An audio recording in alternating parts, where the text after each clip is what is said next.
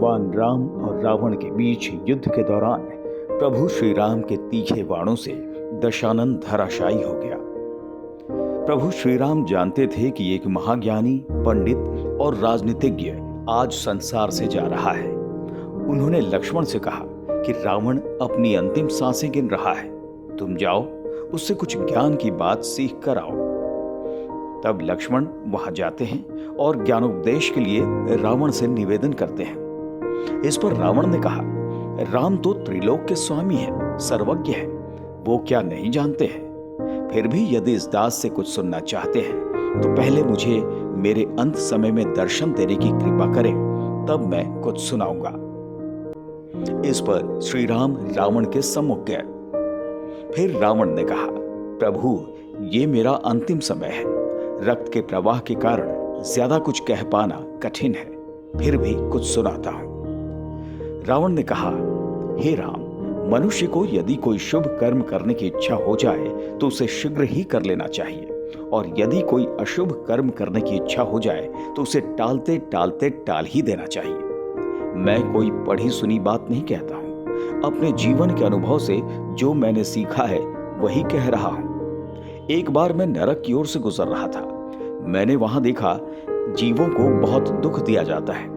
मेरे मन में आया कि मैं धरती से स्वर्ग तक सीढ़ी लगा दूं ताकि सभी जीव आसानी से स्वर्ग जा सके, किसी को नरक जाना ही नहीं पड़े। समुद्र के खारे जल को देखकर मेरे मन में आया, क्यों ना इस अपेय जल को उलीच दूं और समुद्र में दूध, घी, मक्खन आदि भर दूं। इससे लोगों को बहुत सुविधा हो जाएगी। मेरी लंका सोने की है, पर मैं सोचा करता था कि यदि सोना में सुगंध भी हो जाए तो कितना अच्छा होगा। मैं सोना में सुगंध भर देना चाहता था। देव, दानव, यक्ष, गंधर्व, यहां तक कि इंद्र, ब्रह्मा और विश्वकर्मा भी मेरे अधीन थे। मेरे लिए यह सब करना कोई बड़ी बात नहीं थी, पर मैं आजकल कहकर टालते चला गया। सोचा करता था कि इन कार्यों को कभी कर लूंगा। ये मुझसे बड़ी गलती हुई।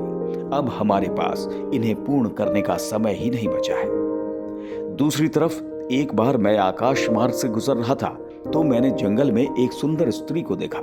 उसे देखकर मेरे मन में को विचार उत्पन्न हुआ कि सुंदरी को भी अपनी पत्नी बनाऊंगा। हे राम, मैं जानता था कि पराई स्त्री पर बुरी नजर डालना पाप है, लेकिन मैं अपने आप को रोक न सका और मैंने आपकी भार्या का अपहरण कर लिया। यदि मैं अपने उसको विचार को उस दिन रोक पाता तो आज ये बुरा दिन देखना नहीं पड़ता। इसलिए मैंने कहा कि शुभ कर्म को शीघ्र कर लेना चाहिए और अशुभ कर्म को सदा के लिए टाल देना चाहिए, तभी जीवन में कल्याण संभव है। अपने शत्रु को कभी अपने से छोटा नहीं समझना चाहिए, पर मैं ये भूल कर गया। मैंने न केवल हनुमान को छोटा समझा बल्कि मनुष्य को भी छोटा समझा। मैंने जब ब्रह्मा जी से अमरता का वरदान मांगा था तब मनुष्य और वानर के अतिरिक्त कोई मेरा वध न कर सके ऐसा कहा था, क्योंकि मैं मनुष्य और वानर को तुच्छ समझता था। ये मेरी गलती थी।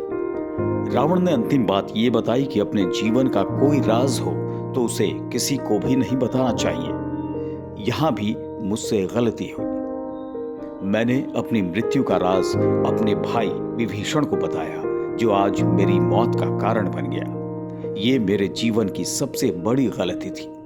इतना कहकर रावण का गला अवरुद्ध हो गया और उसके प्राण पखेरु उड़ गए।